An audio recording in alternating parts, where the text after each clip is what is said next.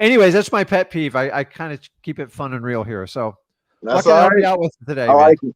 Yeah, so my questions are a little bit more basic. I just started at the beginning of the month. Awesome. Um, yeah, but we're doing good so far. I'm kind of running on faith into the darkness. I feel like almost with the dialing. Okay. So I had a couple questions. I'm calling some probates in my area, and the first question I had was in regards to the paperwork or the process of probate, and at what point the seller can actually begin, the process of selling the home. Because I've talked to people and they say we don't have the title yet, so they Yeah. don't even kind of want to go into the situation. Okay. You So know, stop right there. I'll help you out. What state are you in? I'm in Wisconsin. Okay. Oh boy. I love Wisconsin. So I know so many people across the country. It's in Wisconsin, like some of my favorite wholesalers live there. So you're in a really good place. Number Hmm. one. Number two, the important thing with probate, the problem is there's almost 3,600 counties in the Hmm. United States. I mean, literally every county is different. So the problem is I can't study 3,600 counties. Like I have to deal with the 5 to 7 I deal with in the markets I do. And then some of the virtual ones, we don't even do it because we have such a difficult time not knowing the local way to do it. So number one is get to know your probate um, rules, laws, whatever you want to call them, Okay. statutes. They're all public record. It's actually really easy in most states. A long time ago, I created a product. I don't own it for full disclosure anymore. I put the whole dang thing in there. Hmm. I spent a lot of money doing it. I sold the rights to it. I don't do it. It was PPS. Guys, do not message me if you pay for it. Don't ask me for a refund. I don't get any of the money. Okay. I have to honor it. It's one of the I gotta tell you, it went so deep in the probates. Is, in my opinion, probably the greatest course ever. And there's things I assured in writing that I had to keep. I couldn't duplicate. So Hmm. we all make business decisions. I'll let you know when it expires. It's a few years away, but and I sold it like it was a really cheap product, but it's still out there. If you guys decide to buy it, it's cheap. I don't get the money, so stop messaging me if you want a refund.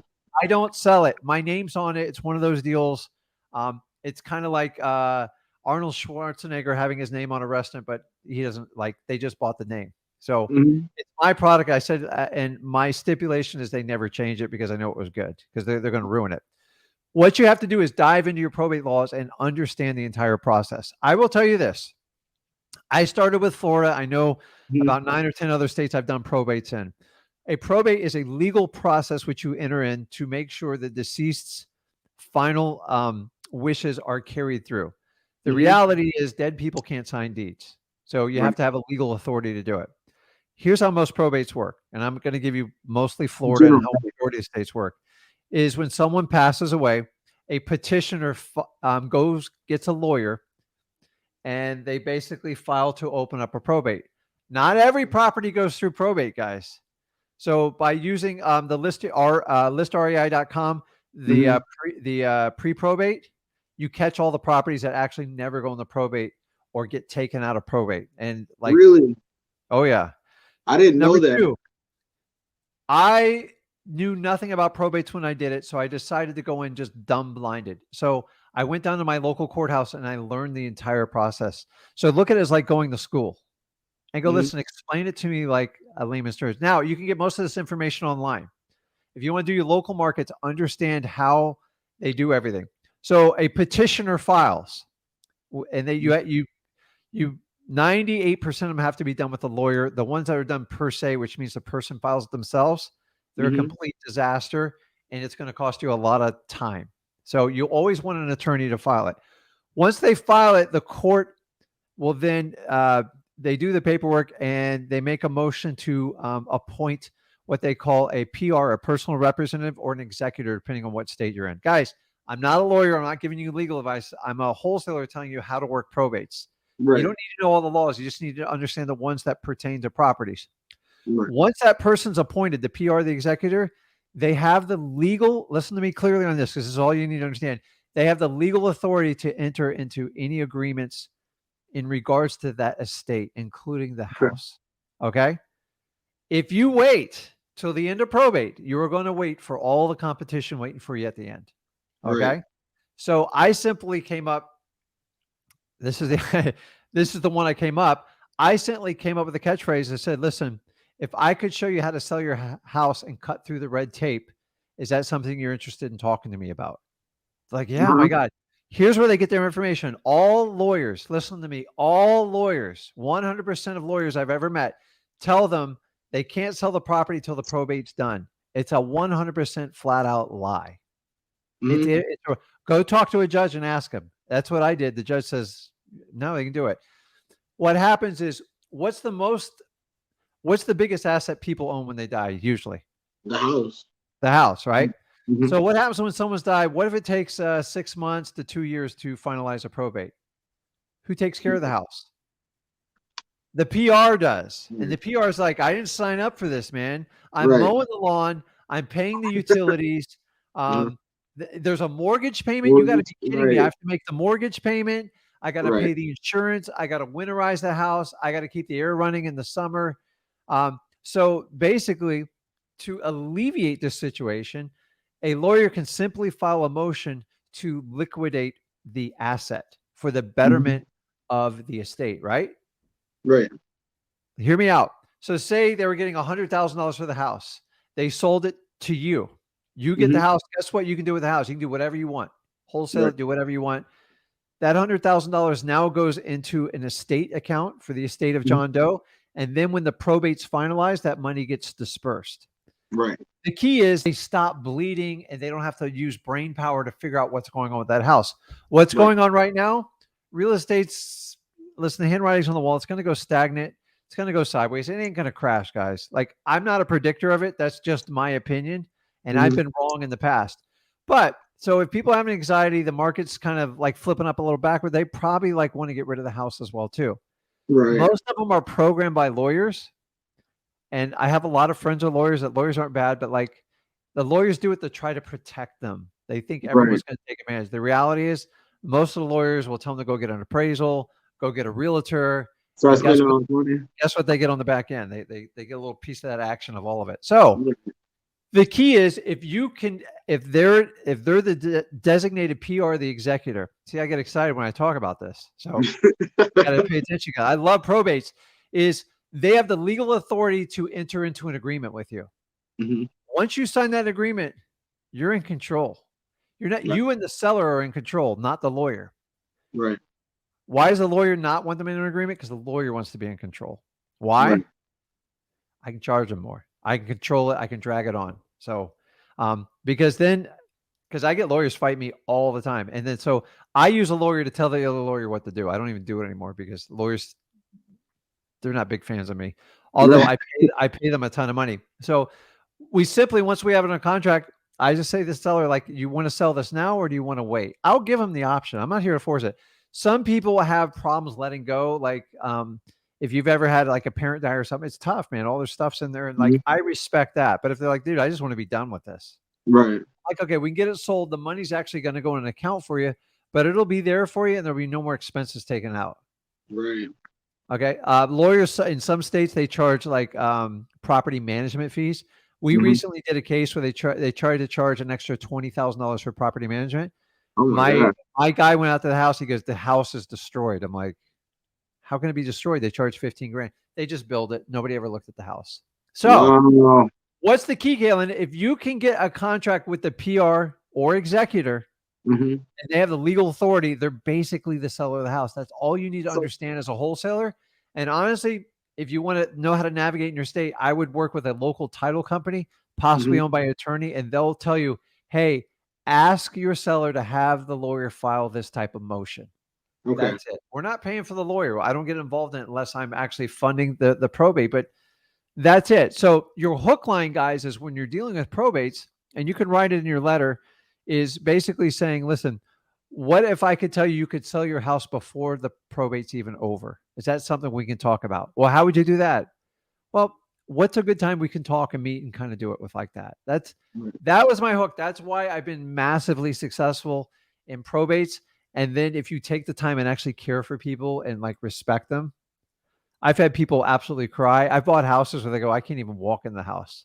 Right. And then we've like packed their stuff up and go, listen, um, we had one recently. It was the end of last year. There was a beautiful, like old fashioned, like 40s or 50s military uniform, all like in a sleeve. He's like, we're done with everything. I'm like, we Mm-hmm. can't throw that away. Wow. We can't throw it away. It's like not the honorable thing Mhm. to do. And she's like, man, you have like really gone. She goes, can you ship it over? I'm like, yeah, it cost us like $100 to do it, but we did it. And Right. that's the difference, guys. That's how you get massive connection with people. And like most wholesalers are like, they just throw it away. I can't. I can't let an American flag sit on the ground. It's just in my Right. DNA because I respect the people that have sacrificed for our country. Number two, I just there's a story behind anybody who passes away. And Right. you and me are both gonna have a story when that day comes. And I hope someone will pay it forward when they do that. So that you kind of get where I'm going at with that, but Yeah. you got to Yeah. One understand hundred and percent. master your probate statutes in your area and just understand the lingual. So some states call them PR, some call them executors, and it's like, Yeah. why do we have all I've these seen. different like names? It's ridiculous. Yeah, when I was looking through the government records, there's different names listed and stuff like that, like heir, So you know what the heir is, right?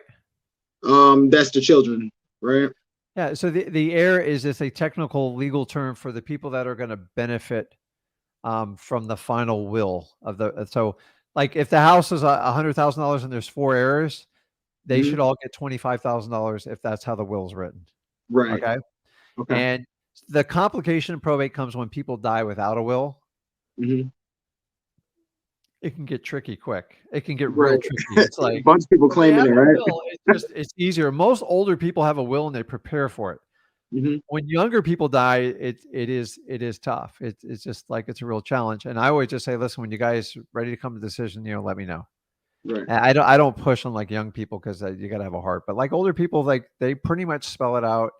And I stay away from. So the main thing is, guys, when you talk to the PR or the executor, you have to be loyal to them because Right. the heirs sometimes will try to train wreck you. And Hmm. remember, the PR is the one that's going to make the final decision. So Right. I used to market to the heirs. I stopped doing it because the drama is out of control.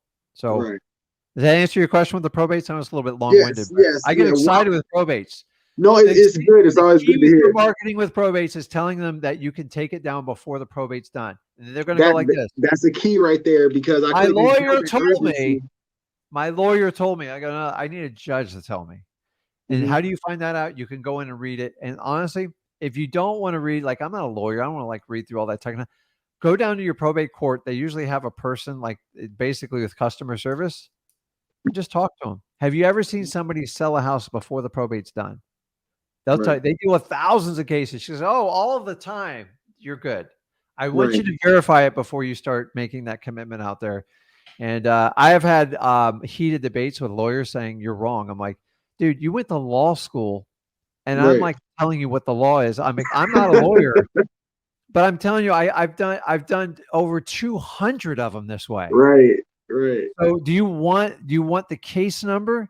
And I'll show you the motion. And I'm working on a deal right now. It's so bad. It's so bad. They're working now to disbar the lawyer. It was so bad. Wow, I was just thinking that. I was like, "What's you got? What So you just bad pull out because the it's bar like exam, Brick?" It's like I control. passed the bars, man. Comes control. And guys, as wholesalers, we control stuff, but when stuff gets like wacko or like people threat, like there's some most of the deals I like, unless someone has really taken advantage of me or someone's just trying to steal a deal, just walk away. Like you can do so many other deals. It's not people who say they're going to sue you are not the ones you got to worry about. It's the quiet ones that go away. Either It's like, and that's what you got to understand. So you're on track with the probates, but we all just make assumptions because lawyers tell their clients that, and that's all they know.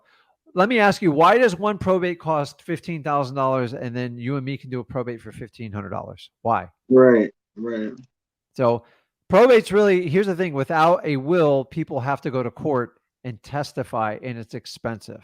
right. So when you don't have a will, it just lets you know you're going to have some obstacles. The problem is then anybody in the family can make a claim on the property, and it's up to the judge to make a decision. They have to testify with lawyers, and there's deposit. It's just expensive. So Mhm. I've done a property with 26 heirs. I've done it with one. I will tell you this: when you have 4 or more heirs in a probate, heed the warning because it can get challenging quick. Right. So there's Yeah. nothing like getting 3 out of the 4 to agree, and the fourth one's like, no way, I'm keeping the house. It's like, That's mine. and they're like, he can't Oh, keep the house. He can't even keep his lights on.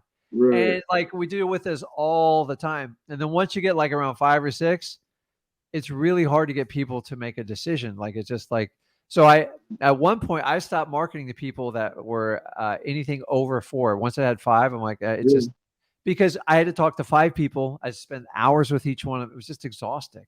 Right. This is when I did it myself, by the way. So, Right.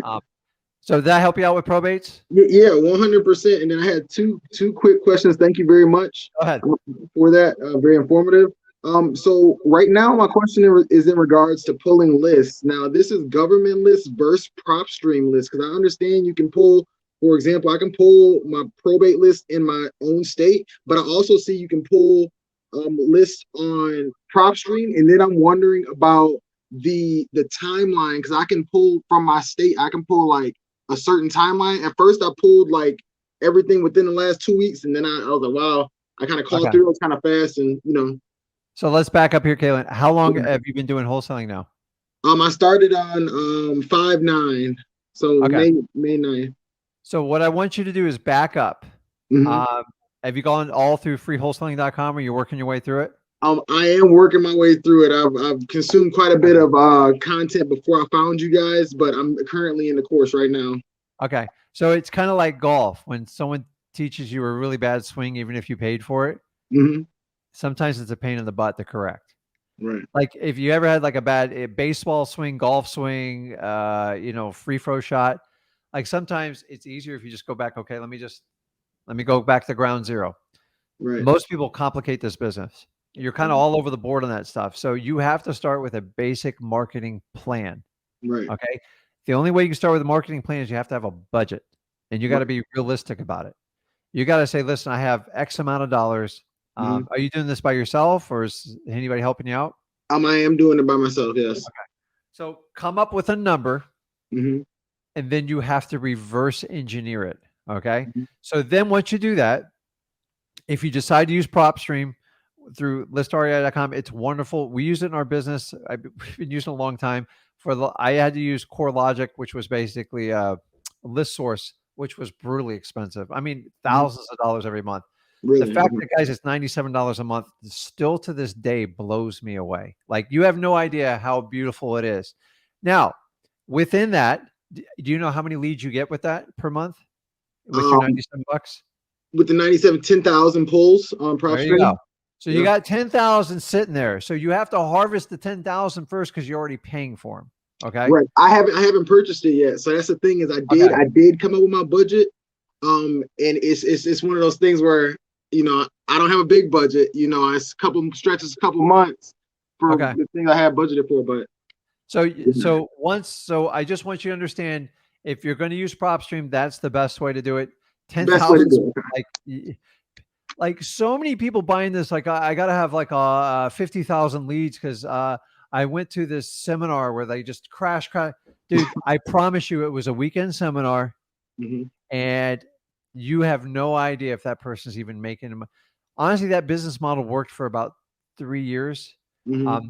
Do you know what it cost you to run 50,000 pieces or 100,000 pieces of data a month with skip tracing everything? You're going to have to do 15, 20 deals and you're It's not a lot, equipped to do yeah. it by yourself. So you got to come up with a budget. Okay. So take $97 if you decide to go that route. It's not required. Okay. Right. And then you got to decide, am I going to door knock them? Am I going to SMS them? Am I going to cold call them? How am I going to skip trace the number? And you got to include that all in your budget. You got to do this before you start doing it. Otherwise you get all over the board. I've been there, Mhm. dude. And then the next part of it is then you got to look at, if you're on a limited budget, go, okay, that's it. Zach and Rick are going to teach me for free.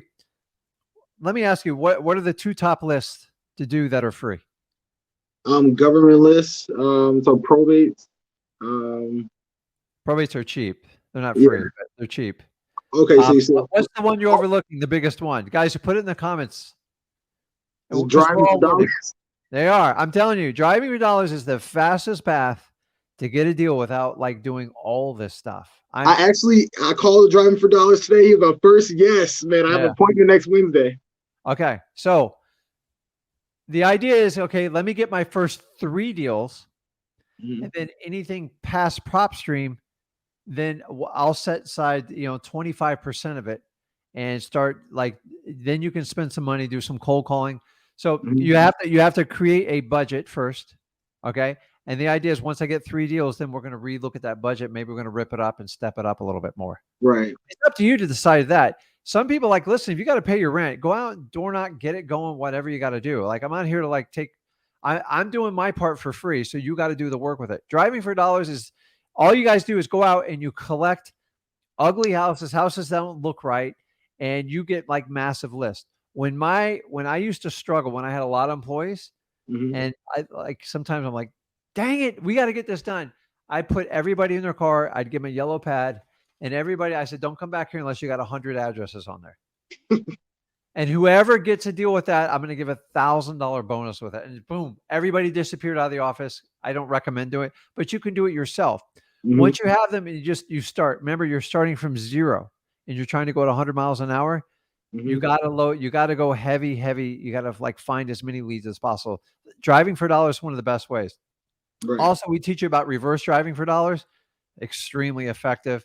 You can utilize that doing your government list. Your government list are code violations, tax delinquencies, probates, whatever you need to do. Honestly, I would start with the basic list first. I would probably use listrei.com because it's not a lot of money. And honestly, some of those lists in there are really good. And you get 10,000. It doesn't mean you have to skip trace every one of them. You go drive by the house, put a little sticky note on the door. All you need is one deal from it to make you an extra 10, 20, 30, or 50K. Don't let $97 trip you up. Honestly, it's going to be one of the most minor expenses you ever have in this business. I promise you it's cheaper than any employee you're ever going to hire. Right. So you got to look at, sometimes you guys got to look at like PropStream, or if you're using Batch with ZachData.com, that's your employee. That's honestly, that stuff would have cost you $3,000 7 years ago. And now you get $97. And I'm like, $97. I'm like, dude, you didn't pay me a dime. So just pretend you paid me $5,000 and then just take the $1,000, whatever you're going to spend for the year. And then the rest of it used towards marketing. That's how I look at it.